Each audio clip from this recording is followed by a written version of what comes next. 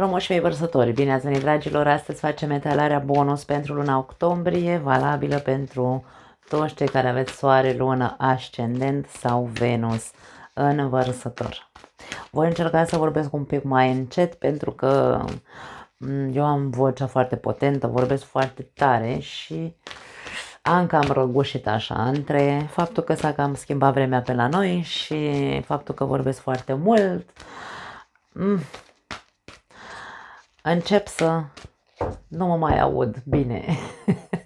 Începem primele mesaje pentru voi. Avem un da aici, o afirmație,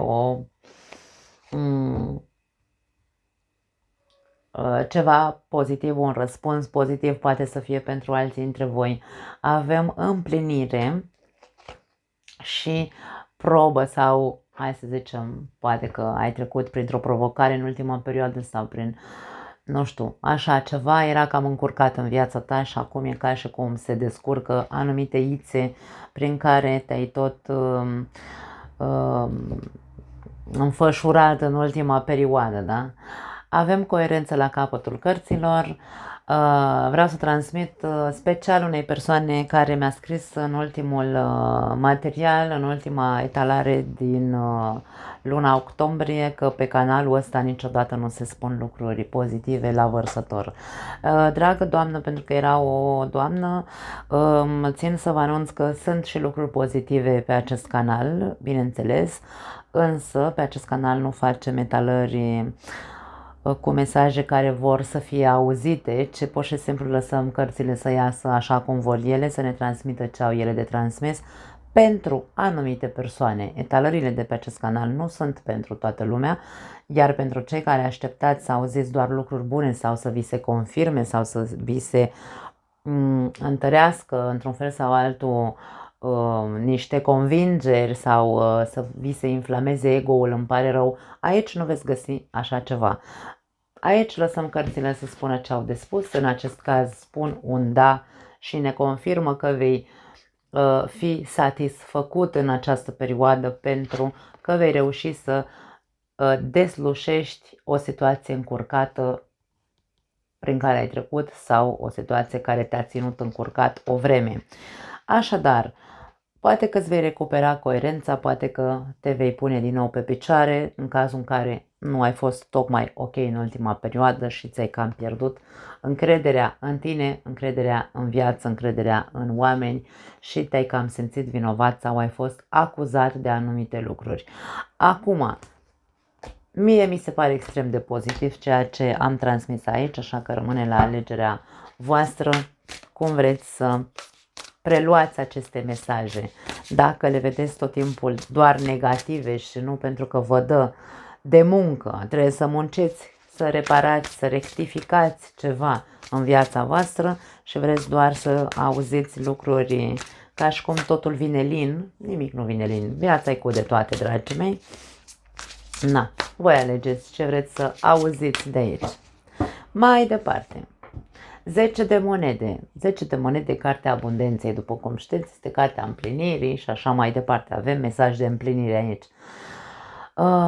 Mesajul este următorul. A avea totul, spune acest mesaj, este diferit pentru fiecare dintre noi. Ce înseamnă pentru tine bogăția, ce înseamnă pentru tine abundența, ce înseamnă pentru tine să ai, nu știu, siguranță, să te simți împlinit. Doar tu știi ce înseamnă pentru tine acest lucru. De aceea spune că este diferit pentru fiecare dintre noi. În această imagine avem o persoană care stă pe scările casei ei, pe prisp, așa cum se zicea la noi la țară, și are casa, pardon, are curtea, da, dacă vrei, plină de pisici. Însă, fața acestei persoane este foarte tristă. E ca și cum tu ai tot ce trebuie în viața ta și chiar având ceea ce trebuie, tu crezi că n-ai decât 10 pisici care le ai în curte și nu ai altceva, nu ai altă avere și nu vorbim despre avere materială neapărat, putem să vorbim despre acea împlinire. Ce înseamnă pentru tine împlinire? Această persoană probabil că, ce să zic, mie nu-mi dă impresia că se simte împlinită având aceste 10 pisici. Nu. Și de-aia îmi lasă impresia că tu nu ești mulțumit cu ceva din viața ta. Nu te simți împlinit. Poate nu ai o familie, poate nu ai copii, poate nu ai un partener, poate nu ai averi, poate nu ai... Habar n-am, tu știi ce înseamnă pentru tine acest 10 de monede. Însă s-a așezat sub acest da. Poate ar trebui să înveți să te simți împlinit și să nu îți mai lași mintea să se rătăcească printre coclauri de nemulțumire când tu ai de fapt poate mai mult decât nu decât ți-ai fi dorit, dar mă rog, ai, dar nu apreciezi. Poate fi și asta. 7 de bâte. Acest mesaj este... Hai să spunem că nu știu dacă o să-l schimb vreodată, o să-l las așa pentru că mie nu-mi place să schimb. Bine, nu-mi place să fac schimbări, da, îmi place, însă nu-mi place să schimb ce am făcut odată. Aici, acest oracol are ca centru, să spunem așa, vrăjitoarele. Nu vrăjitoarele pentru că ar fi cine știe ce vrăjitorie, da? Ci imaginea vrăjitoarelor. În loc de personaje are, într-un fel sau altul, imagini cu vrăjitoare. Și mesajul se referă la... folosește cuvântul vrăjitoare. Și mesajul zice în felul următor. Vrăjitoarele ar trebui să tragă la răspundere alte vrăjitoare, adică nu poți trage la răspundere pe cineva pe care nu a trăit același lucru ca și tine, dar nici nu poți să te lași tras la răspundere de alte persoane care nu au trăit ceea ce ai trăit tu. Acum, 7 de bâte. În tarotul clasic vorbește despre anumite limite. Ori sunt limitele noastre pe care nu le putem depăși, limitările, da? Ori sunt anumite frâne pe care le avem din exterior. Ori sunt persoane care ne limitează. Aici avem imaginea acestei persoane care e cumva pusă la zid de celelalte persoane. Este judecată și trasă la răspundere. Face cineva așa ceva cu tine? Pentru că este cartea protecției. E ca și cum în tarotul normal este o persoană care se apără de inamici. Este o persoană care se apără de cei ce îi țin calea. Da? Tu știi ce înseamnă mesajul ăsta pentru tine. Lași pe alții să te tragă la răspundere și nu au dreptul să te tragă la răspundere, sau tu ești cel care îi trage pe ceilalți la răspundere și nu ai dreptul să te bagi în viața lor. Alege în ce mesaj te regăsești. Nu poți spune cuiva, nu poți impune cuiva același punct de vedere. Totul este diferit pentru fiecare dintre noi. A avea totul sau împlinirea este diferită pentru fiecare dintre noi. Unul e mulțumit cu 50 de milioane de euro, altul e mulțumit cu 10 pisici în casa lui, altul se simte împlinit cu familia pe care și-a construit-o, altul se simte împlinit singur și așa mai departe. Încerci cumva să impui sau îi lași pe alții să-ți impună părerile lor? Eu aș spune că nu mai e cazul. Eu cred că tu ai deslușit multe lucruri în ultima perioadă. Ar trebui să înveți să pui frână și să pui limite persoanelor care încearcă să te facă să vezi lucrurile ca ei. Eu cred că despre asta e vorba. Dacă tu ești mulțumit așa cu aceste 10 pisici pe scări, nu e treaba nimănui să-ți spună ce ai tu de făcut. Avem Marea Preoteasă. Mesajul este următorul. Atunci când ai îndoieli, poți avea întotdeauna încredere în intuiția ta, în primul tău instinct. Mesajul vorbește de la sine. Nu pot să mai interpretez altfel. În această imagine avem o persoană care tot o pisicuță are în brațe, uite, da. Nu știu dacă tu ai o pisică sau mai multe pisici acasă la tine. Însă, această persoană este pe patul ei din dormitor, înconjurată de cristale și alte obiecte de genul pietricele și are niște cărți de tarot în mână. E ca și cum își dă în cărți să vadă, da? Ce-i spun cărțile? Caută un răspuns, caută un ajutor. Dacă tu în momentul de față cauți un răspuns și ești pe acest canal ca să afli răspunsul, avem un da la început. Ți-am zis din start, dacă cauți un răspuns, răspunsul este da. Tu știi unde cauți un răspuns. Răspunsul poate avea legătură cu banii sau poate avea legătură cu... Deci este pozitiv în legătură cu banii sau cu familia sau cu relația.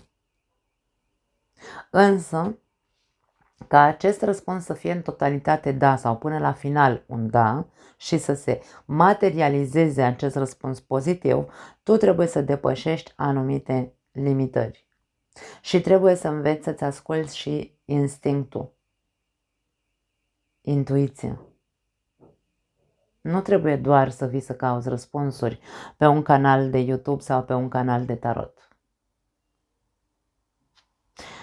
Tu, din încurcătura minții tale, pentru că vărsătorul gândește foarte mult, e un semn de aer și este un semn fix de aer, ceea ce ne arată faptul că este o persoană care de foarte multe ori se încurcă în propriile gânduri, pentru că are prea multe și nu mai știe care este ieșirea din propriul labirint mental.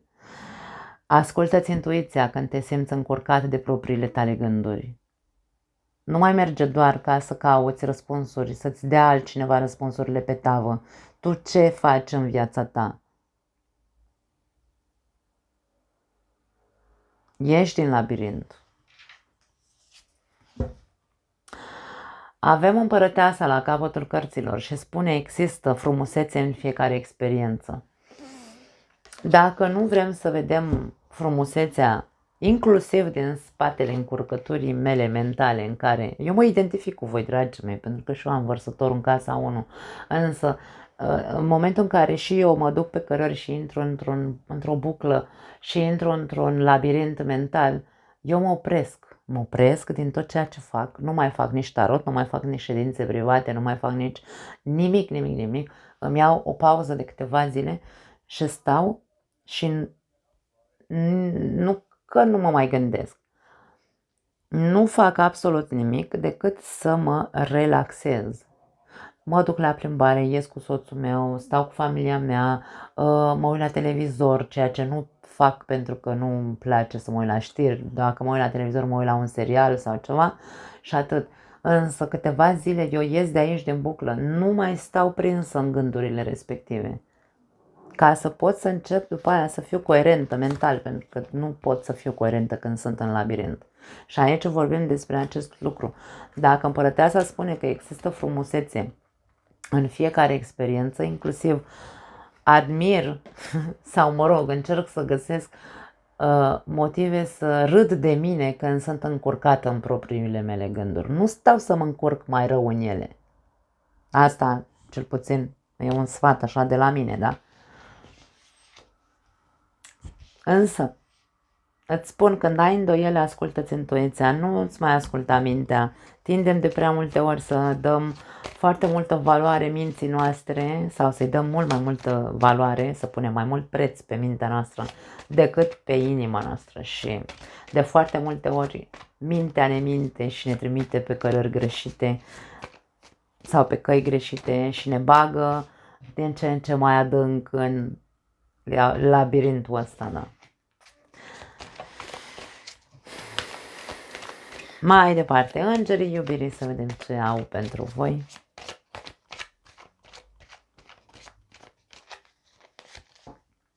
Compromis, codependență, wow, sau mă rog, atașament și lună de miere. La capătul cărților avem fă un efort. Aici, pentru cei care aveți o relație, dragii mei, vorbim despre a conștientiza că probabil cea mai mare problemă din relația voastră este, și eu nu văd să fie o problemă, este, dacă e vorba de atașament, nu văd să fie o mare problemă. Pentru că este imposibil să nu se instaleze atașamentul între cei doi parteneri. E imposibil. Cine zice că poate să trăiască detașat și, nu știu, neatașat, da, bine, eu acum știu că în psihologie și pe multe canale se vorbește despre atașament sănătos, atașament de dăia care resping persoana și nu vin acum numele lor politice, însă atașamentul pentru mine este, dacă vrei să-l numesc, că și eu sunt destul de radicalistă în privința asta, nu poți trăi fără atașament. Pentru că suntem ființe sociale, suntem animale sociale. De-aia spun că nu e o mare problemă atașamentul. Atașamentul devine o problemă în momentul în care ne limitează sau limitează relația. Nu-mi las, pentru că atașamentul se poate transforma în ce? În posesivitate. În posesivitate, pentru că mie mi-e frică să nu cumva ca tu, în loc să te duci la muncă, mie îmi spui că te duci la muncă și tu te duci și hai hui pe cărări. Despre asta e vorba. Când devine toxic atașamentul este când noi nu vrem să vedem, pentru că suntem prea încurcați în mintea noastră, da? Noi nu vrem să vedem că de fapt suntem actori care jucăm un rol în viața noastră de cuplu și în loc de atașament sănătos, iubitor față de partenerul meu de viață, l-am transformat într-o limitare a relației noastre, pentru că îl limitez și pe el și nu-l mai las să se ducă nicăieri și stau cu ochii pe telefonul lui și așa mai departe. Aici este problema, din punctul meu de vedere. În momentul în care vorbim despre compromis înseamnă ambele părți, da? Ambii parteneri se implică în totalitate, fiecare cu ce are de făcut în relația lui și indiferent că există sau s-a instalat atașamentul, viața noastră încercăm să facem eforturi, da? Să descurcăm problemele cu care ne lovim, ca viața noastră să fie lină. Avem luna de miere. Aici nu e vorba despre trebuie să trăim ca într-o lună de miere toată viața. Nu există așa ceva, dragii mei, trăim pe etape, creștem în relație. Relația mea de acum cu soțul meu nu mai este cea care a fost acum 25 de ani când ne-am căsătorit. Hai să fim serioși că suntem mulți care trăim cu capul în nori și care zicem, și eu mă includ pentru că am fost în această zonă periculoasă pentru relații, în care, Doamne, dacă eu nu trăiesc, nu știu, să nu mai simt romantism, să nu mai simt, nu știu, atracție ca în prima zi, dacă nu simt toate lucrurile astea, relația mea se duce pe râpă. Nu! E o altă etapă, trebuie să conștientizăm că nu mai avem 20 de ani, avem aproape 50, așa că hai să vedem cum facem ca relația noastră să curgă lină, Domne. Da. Faceți eforturi. Aici, mie mi se pare foarte pozitivă aceste mesaje, mi se par foarte pozitive. Transmit foarte multe mesaje și sfaturi. Acum, dacă această codependență nu vorbește despre atașamente emoționale, ci vorbește despre, nu știu, drinky sau despre alte tipuri de codependențe, păcănele și alte chestii, aici din nou vorbim despre, ok, avem o problemă. Această carte cu codependența s-a așezat sub 7 de bâte, care vorbește că trebuie tras la răspundere cineva aici. Nu acuzat, ci tras la răspundere. Ok. Ce facem cu adicțiile astea, de exemplu? Cum facem să scăpăm de ele? Ori tu, ori celălalt, ori amândoi, nu știu, fiecare dintre voi știți dacă există codependențe sau există adicții în viața voastră. Important este să vă compromiteți într-un fel sau altul, să faceți, aici se spune pinia, da? Să ne unim, Domne, să facem eforturi împreună, să ieșim de acolo. Dând mai multă atenție sau atenția noastră să fie pe relație și nu pe adicții. Aruncăm toate sticlele de alcool din casă, dar împreună hotărâm lucrul ăsta. Banii care îi băgam la păcănele fac pe dragul în patru să, nu știu, mă duc și ascund ca să știu chipurile că nu i-am. Da, deci aici știu că vorbesc despre adicții care sunt complicate de trecut peste ele, însă cine vrea să facă ceva, să se descotorosească de ele, face. Cine nu, stă și se plânge că e greu, știi? Stă încurcat așa în propriile ițe. Pentru cei singuri, dragii mei, aici pentru voi aveți aici un mare da către o relație. Nu pot să spun că nu există un răspuns pozitiv. Există un da pentru un compromis anume. Depinde doar de voi dacă vă depășiți în sfârșit acele limitări despre care vorbeam, da? Cu 7 de bâte. Ce limitări aveți? Poate că unii dintre voi ați avut relații complicate sau majoritatea relațiilor voastre au fost complicate. Ați rămas cumva așa cu un gust amar în ceea ce privește un viitor partener, însă aici în continuare vi se cere să vedeți că posibil să nu vă fie ascultat intuiția când vă vorbea în momentul în care voi vă simțeați ca în luna de miere lângă un partener. Când nu ne ascultăm intuiția, insist să spun că atunci când nu ne ascultăm inima noastră, pentru că primul instinct sau intuiția vine din interiorul nostru, din esența noastră, care trage de noi așa, eu mi imaginez câteodată intuiția noastră ca fiind un copilaș care trage de tine, mami, mami, mami, mami, și mami nu e acasă, mami nu ascultă, da? Și aici e despre asta, eu asta simt aici. Când tu crezi că ești în luna de miere și ești cel mai fericit lângă respectivul partener, intuiția ta trage de tine să o bagi în seamă pentru că ajungi să te încurci cu cineva care probabil nu merită sau poate tu ești încurcat în propriile tale păreri despre persoana respectivă, poate îl faci, hai să spunem, mai mult decât este acea persoană, o ridici pe un anume piedestal și nu ajunge, Domne, să se închege nimic între voi. Se dezvoltă probabil în tine un atașament probabil nesănătos. Și aici e foarte interesant acest mesaj pentru că spune așa, în primul rând spune să faci un efort și în al doilea rând spune așa: marea iubire sau marii iubiri merită să îi se respecte etapele prin care trebuie să treacă. Dacă trebuie să trec prin, hai să spunem așa, începutul, mijlocul și culminarea unei relații, nu început și sfârșit, da? Nu ori de sfârșit neapărat.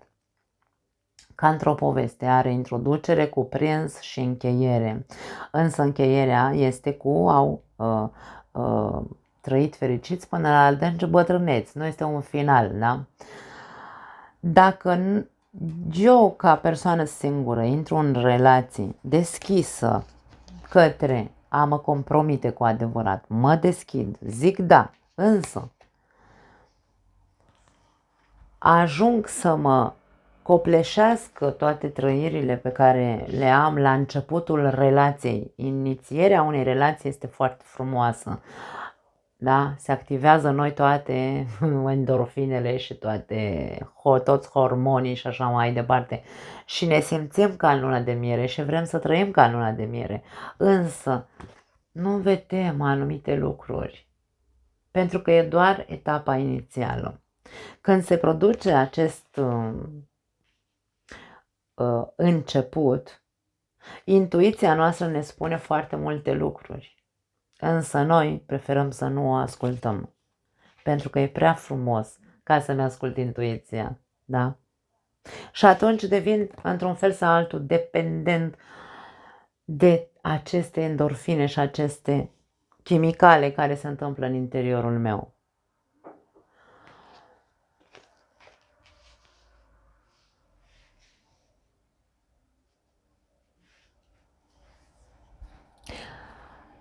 Când sunt conștientă de faptul că sunt la începutul unei relații și că relația trebuie să treacă la următorul nivel, adică la cuprins, hai să vedem, următoarea etapă este să ne cunoaștem într-adevăr mai bine. Ok, ne-am cunoscut, a fost frumos, sexul e mișto la început, totul e super ok, ce facem la al doilea nivel al relației la cuprins? Începem să cuprindem absolut tot, să vedem ce poate capul într-adevăr acele persoane, care este nivelul ei de compromis în relație cu mine, care sunt năravurile pe care le are, pentru că aici avem codependență, poate că bea și nu știu, sau poate, cum am zis mai devreme, joacă la păcănele și nu știu, mai trage și câte o Maria câteodată, mai habar n-am, că fiecare dintre noi facem câte ceva, da? Nu știu nimic, încep să investighez despre persoana asta, da? Să am un cuprins al persoanei ăsteia. De ce nu pot să încep să-l pun și la probă? Aici avem mesajul probă sau provocare. De ce să nu-l supun la anumite probe pe acea persoană ca să văd cu adevărat dacă suntem pe același nivel de compromis în relație? Pentru că după aia mă trezesc și zic, aoleu, numai relații de rahat am avut. Păi n-am cum. Mai ales dacă intuiția mea îmi spune, mami, vezi că nu e chiar așa cum crezi tu. Iar apoi ajungem la finalitatea acestei povești, cuprins și încheiere, da? Trecem la a treia etapă din viața noastră, când, dacă într-adevăr suntem pe același nivel de compromis, continuăm și relația noastră se transformă în acea continuă lună de miere, dar nu cu aceeași intensitate. Avem nevoie ca, bine, aici vi se recomandă ca foarte mulți dintre voi să faceți eforturi, să treceți cu bună știință, cu coerență, dacă vreți, da, cu coerență prin fiecare etapă a relației. Să nu se rămână doar de la am început și s-a terminat relația, pentru că e un haos. Nu, n-a avut un cuprins acea relație, da. Ui, multă psihologie facem aici pe acest canal. Nu doar la voi, la toate zodiile. Da, mă dau și eu mare acum. Hai că mai aștept să-mi ziceți și voi câte ceva. Am avut mulți vărsători care m-au urât mult la începutul acestui canal. Toate criticile erau de la vărsători. Nu știu dacă mai fi vreunii. Nabelea aici. Avem vrăjitoarea care vine cu magie și blesteme. Ok, hai că încercăm să dezlușim ce vrea să ne spună de fapt. Avem inima, avem corazonul aici, iubire și o nouă iubire pentru unii dintre voi, da? Și avem peștii care vorbesc despre abundență și noroc. La capătul cărților avem cheia a închide și a deschide. Ce înțeleg eu prin aceste mesaje, cum am început aici cu această vrăjitoare, magie și blesteme. Acum, depinde cum suntem setați fiecare dintre noi, pentru că mulți dintre noi putem să credem că suntem blestemați, că suntem vrăjiți sau că, nu știu, ne-au făcut farmece ca să nu avem parte de iubire. Putem, de ce nu, să credem? Suntem, mai zicem că avem dreptul să credem ce vrem. Însă mie vine să spun că e mai repede, nu are legătură cu magia sau cu farmecele, da? Că ți-au legat cununiile, dacă la asta te gândești, ci are mai mult de văzut cu modul în care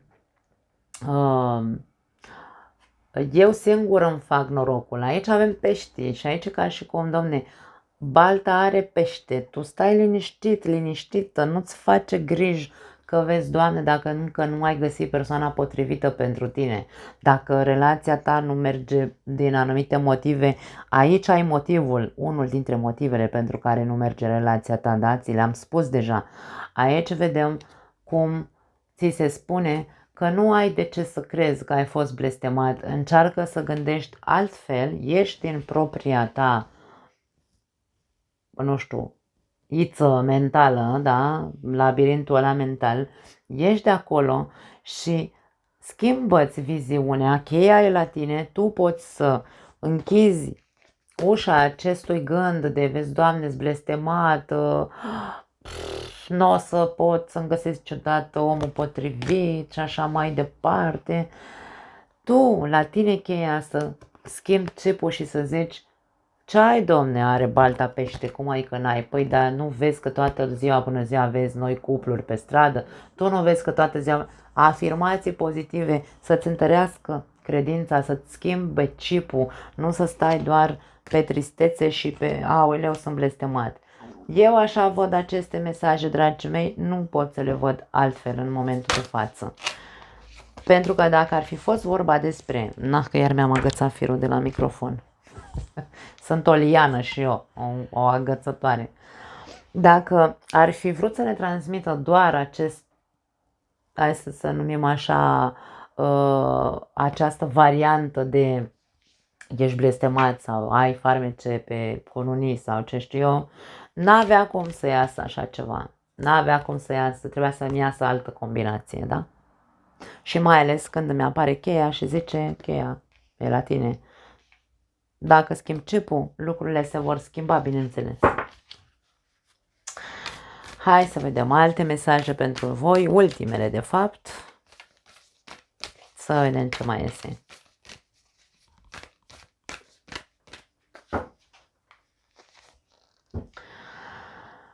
Ți-ai câștigat toate, sau ți-ai câștigat poziția, să spunem așa, drepturile, ți-ai câștigat toate drepturile. Nu știu la ce se referă, hai să vedem mai departe. Adu-ți aminte să practici iubirea de sine și preia controlul propriei tale povești. Așadar, care este povestea vieții tale? Început, cuprins și încheiere. Da? Avem la capătul cărților această imagine ca și cum ar fi spânzuratul. Deconectează-te și relaxează-te o leacă, cum îmi place mie să spun. Așadar, mie vine să spun că mesajele finale pentru voi sunt: luați-vă o pauză și începeți să spuneți da. Da? Acceptați. Acceptați că abundența sau siguranța sau stabilitatea sau relația sau compromisul este diferit pentru fiecare dintre noi. Care este părerea ta despre acest lucru? Pentru că dacă părerea ta este asta cu vrăjitoria, ai o problemă. Tu ți-ai câștigat poziția în această viață și ți-ai câștigat, să spunem așa, meritele sunt ale tale. Ai ceea ce tu crezi. În ceea ce tu crezi este ceea ce se manifestă în viața ta. Dacă tu crezi în asta, în vrăjitorie, probabil că nu o să ai niciodată o relație. Dacă nu practici iubirea de sine și credința sau încrederea că există și că are balta pește, dacă nu schimbi sau nu preiei controlul, cum zice această carte, preia controlul propriei tale povești din capul tău. Dacă tu nu preiei controlul acestor labirinte mentale și nu te deconectezi de tot ce te menține în acest labirint, eu nu pot să zic că o să fie nici bine, nici rău. Tu știi sau tu vei vedea cum o să fie. Ideea este că tu trebuie să spui odată da, ca și cum spune tu da vieții, spune tu da împlinirii și spune tu da, vreau să ies din mintea mea complicată. Vreau să recuperez coerența între ce gândesc, ce simt, ce vreau sau ce-mi doresc sau cum vreau eu să fie viața mea. Trebuie să reușesc, da? E ca și o temă pentru acasă pe care trebuie să o faci cu tine în viața ta. Nu mai am altceva pentru voi. Sper că vi s-a părut frumoasă etalarea. Dacă nu, îmi pare rău pentru voi. Dragii mei, mergeți pe alte canale că aveți slavă Domnului. Vă pupăcesc și ne vedem data viitoare. Ceau!